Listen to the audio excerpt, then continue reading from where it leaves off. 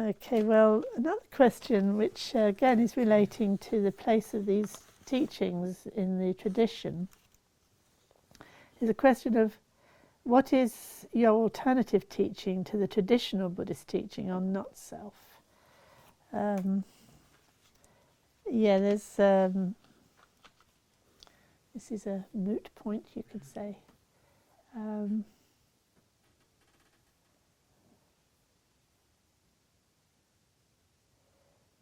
In almost every school textbook on Buddhism, it says Buddhism teaches there's no self, doesn't it?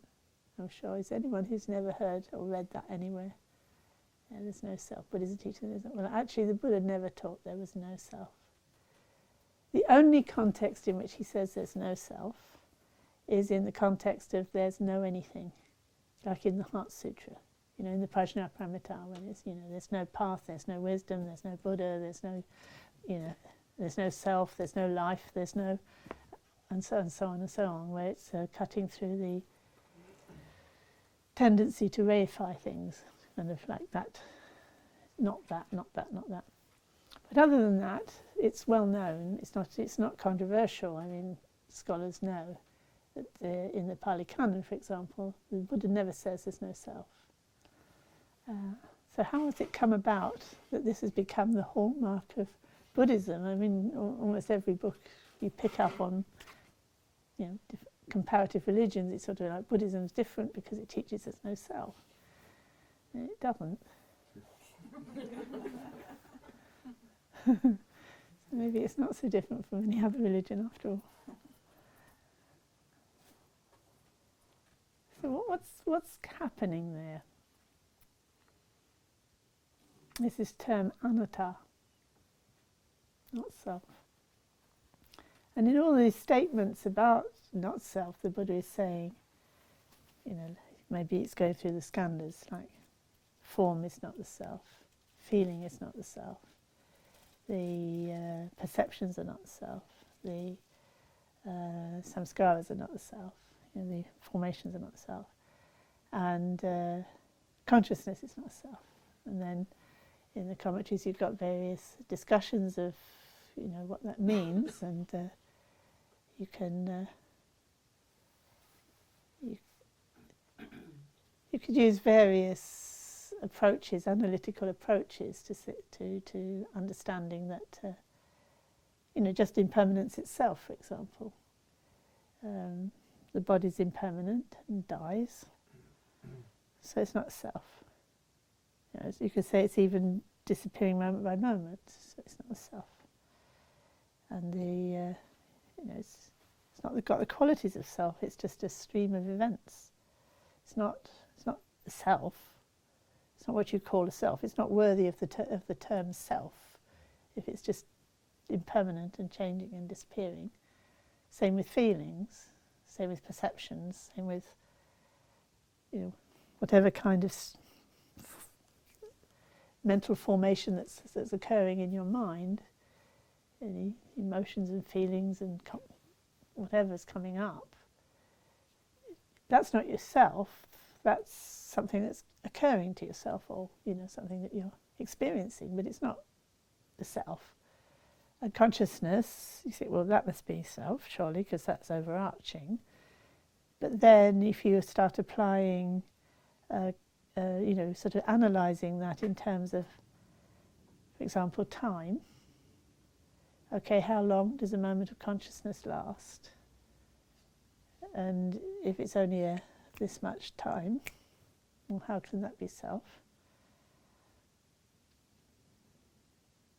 And if it's kind of overarching, how do those moments join up and create a self? I mean, it doesn't. They're all, you know, past ones have gone, future ones haven't come. That you only ever have now. And how's that self? So that if you analyse it like that, you can say, well, none of that, if you like, is worthy of the name self, really. That's, yeah, some people say, well, it's all a flux, it's all impermanent, it's all a flow and all that kind of stuff. Yeah, but that's not, if that's the case, it's not really what you call, yourself or a self, or it's just a flow of stuff. I mean, don't call that self, do you? You wouldn't. So what do we mean by self? Because that's obviously quite fundamental to there wouldn't be a problem of suffering if there wasn't a self to suffer. So what is self then? And then there's as many references in the Pali Canon to what is your, the self, as there are as what is not self. And this is a suppressed study, if you like. The academic world has not yet caught up with itself, I think, because there's this very good study called, it came out ages ago. When did it come out?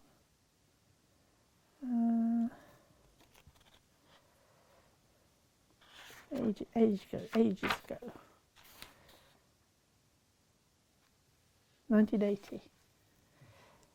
Self and Non-Self in Early Buddhism by Joaquin Perret-Raymond. Excuse my pronunciation. And he's gone through the whole of the Pali Canon to see what is this business about there's no self. And the current prevalent view in the Buddhist scholastic community that the Buddha meant there's no self, even if he never said it, and that if ever he used the word self, it was simply a manner of speaking. He didn't really mean it. So that's the current view. It's a bit weaselly, isn't it? But it's got tremendous currency, I have to say. And he's examining that piece, and trying to work out, well, is there any way that could be right? He tries with every which way to, in a way, justify that view, and he comes out to the conclusion that you can't really justify it, and that the Buddha was using self in exactly the way, to be honest, how we use it in English, and how it was used in his day for what we truly are in ourselves, basically. What are we in ourselves? That's us, self. What am I in myself? And of course, you've got that use of the word in the Tathagatagarbha Sutras, where they talk about the Buddha nature is the true self. So they quite shamelessly use the term. They're not shying away from it. They don't mean by it anything heathen.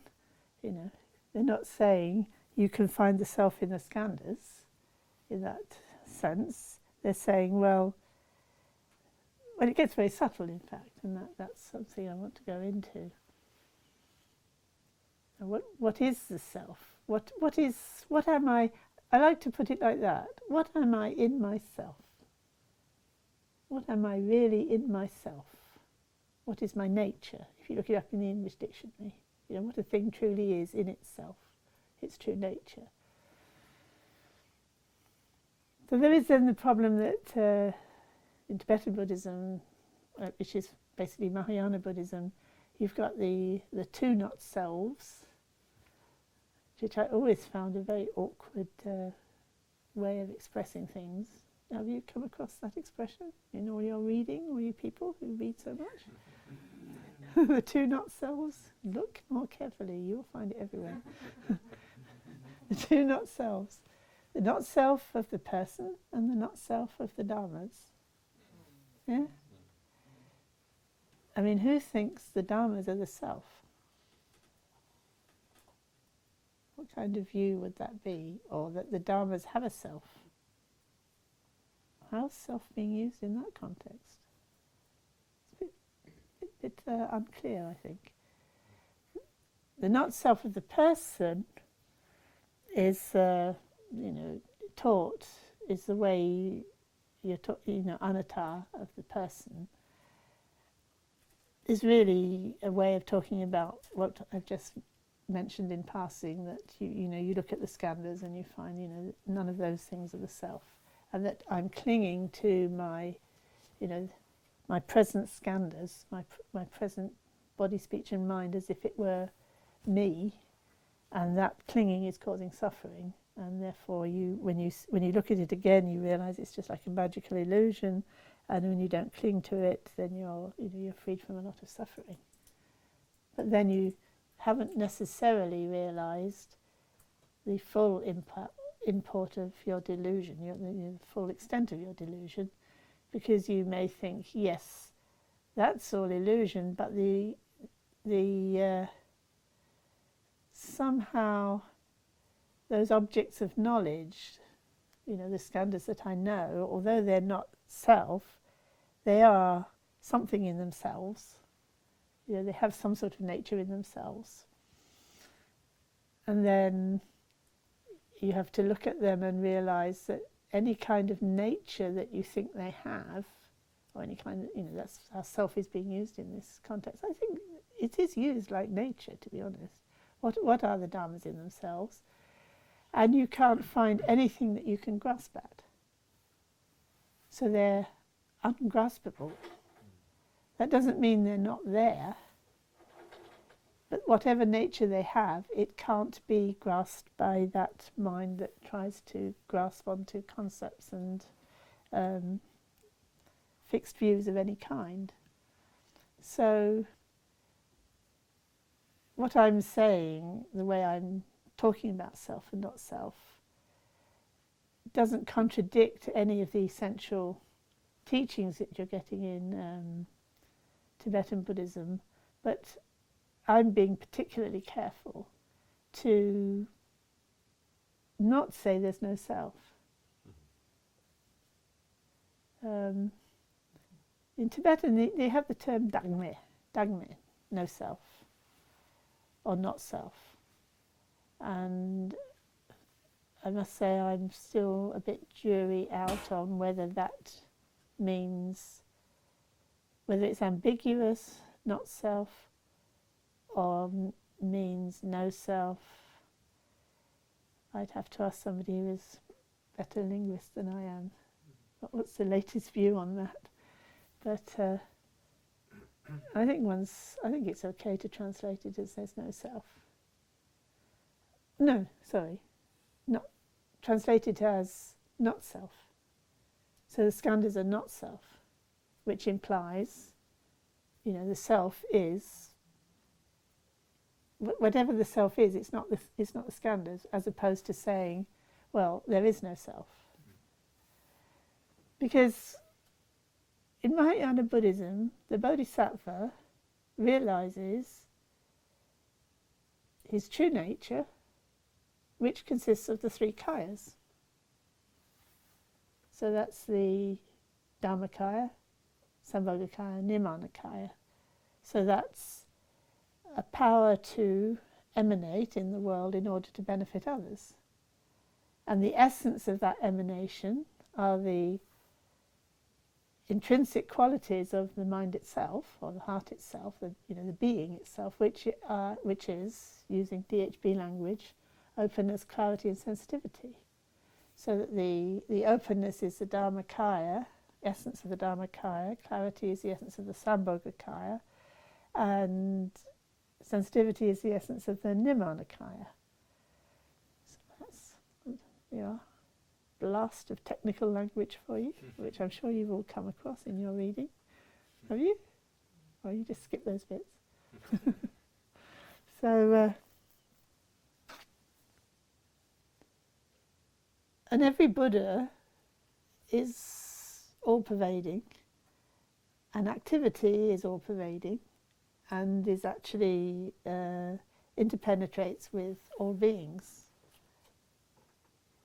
So nobody says that actually well, in a funny way they do say they all merge, or they all emanate from the same point, but it's still, in a sense you could say, well then the whole thing is just one being, you could say. That is very not often said, I have to say.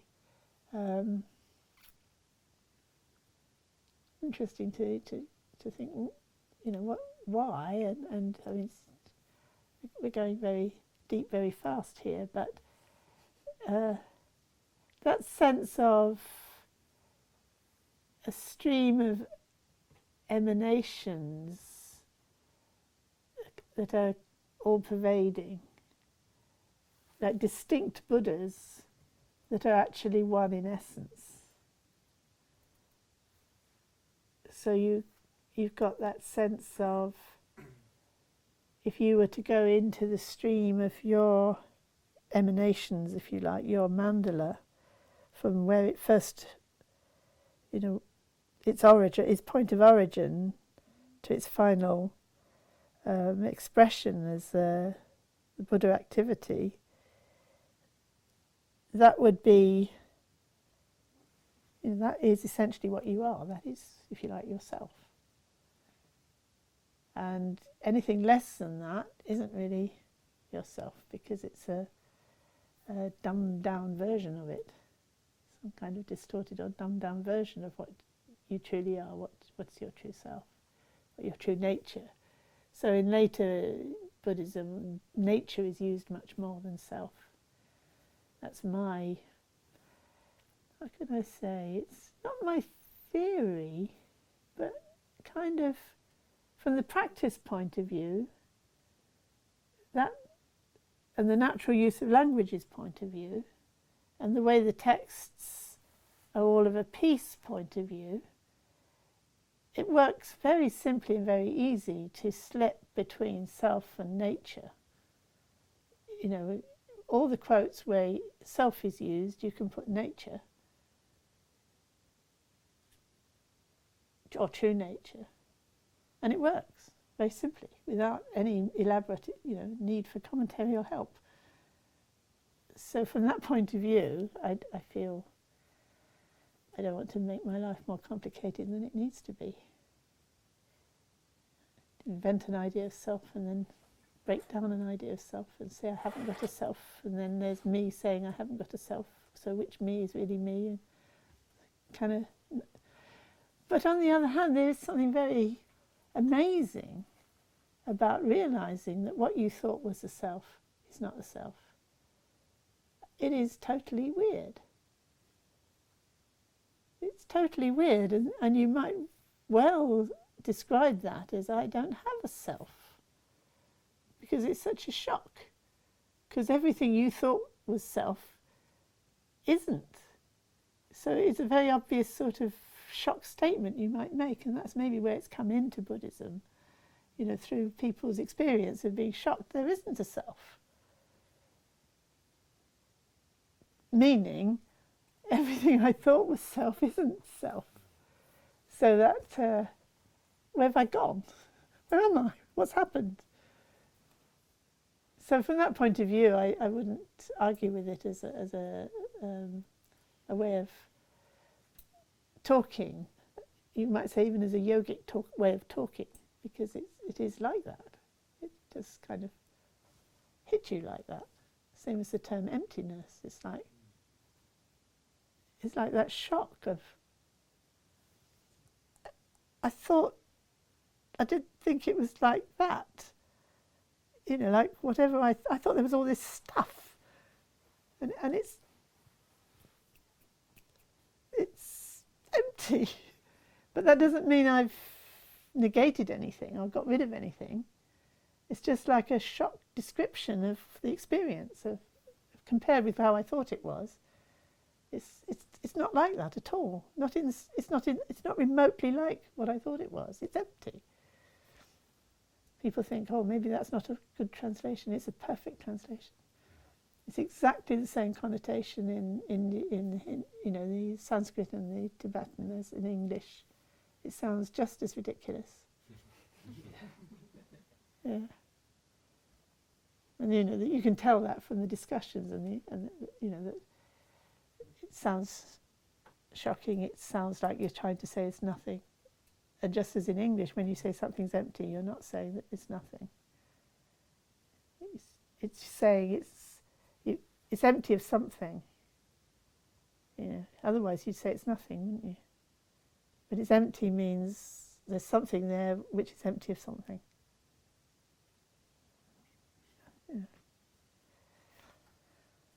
So then, different levels of understanding of what's empty of what. There's a lot of discussion of that in the commentaries. So what are we saying is what's empty of what? But right back to the Pali, any reference to emptiness is about something being empty of something. Otherwise it would be nothing, wouldn't it? What would emptiness mean if it didn't mean something empty of something?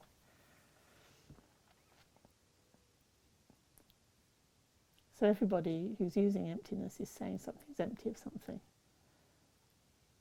The question is, what is the true something of which the true something is the true something of which it is empty of, and what is it empty of? And the way I'm teaching in the DHB and generally, and in Mahamudra and Dzogchen, it's the true nature is empty of what's not the true nature, basically.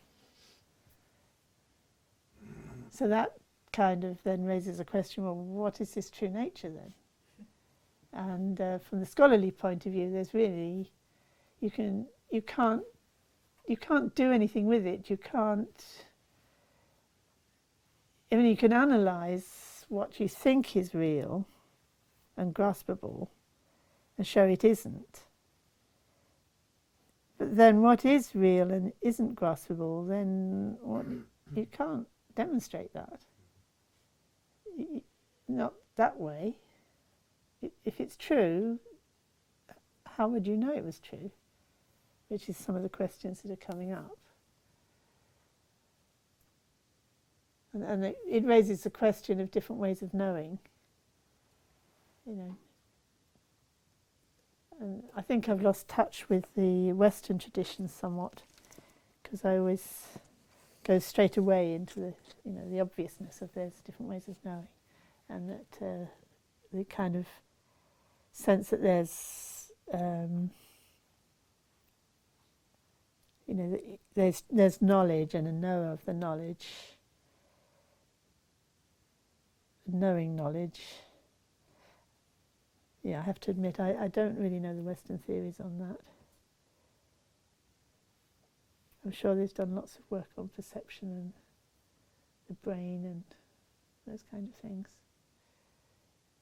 But for me, they're kind of details, because they're talking about like the Abhidhamma itself is talking about details about how you analyse your experience, and that could be, you could endlessly analyse it into more and more details, which I'm sure could be very useful and interesting from different points of view. But it would all be on the basis of knowledge that can't be analysed. Otherwise there's nothing to analyse, there's nothing there to analyse. There has to be something there originally to analyse and explain this way or that way, or find out more and more detail about. Blah, blah, blah, you can talk about it. But what it is primary. You can't analyse it back any further. So I start there. In a way, start at the most difficult point, if you like.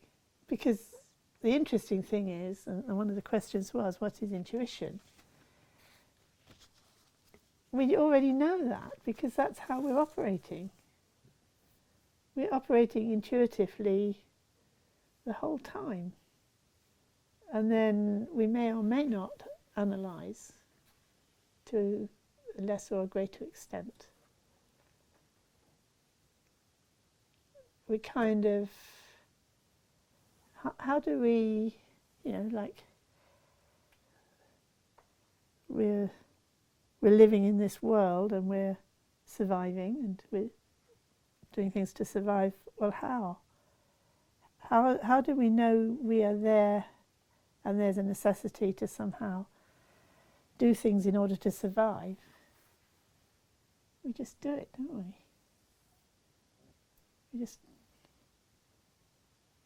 We don't stop to analyse, well, I don't know if I'm there. maybe there's no need to survive because maybe I'm not there. We don't do that.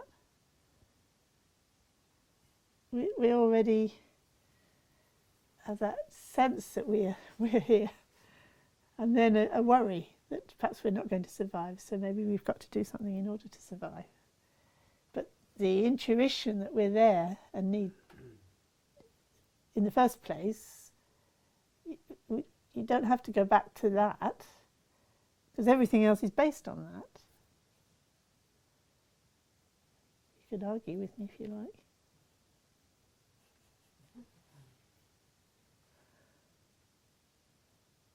So that's what I'm using intuition for, really. We didn't work that out. It's like the supreme axiom. Like all our whole system is built on that intuition of there being meaning to that. So then, okay, what is the meaning of that? But some level, it goes beyond.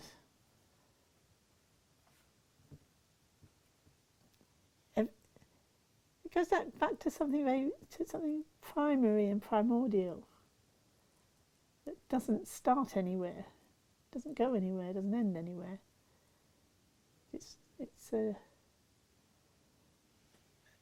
And we can just be very simple with it. We can just move our hand or whatever. We can just relate to the world. It's just fundamental.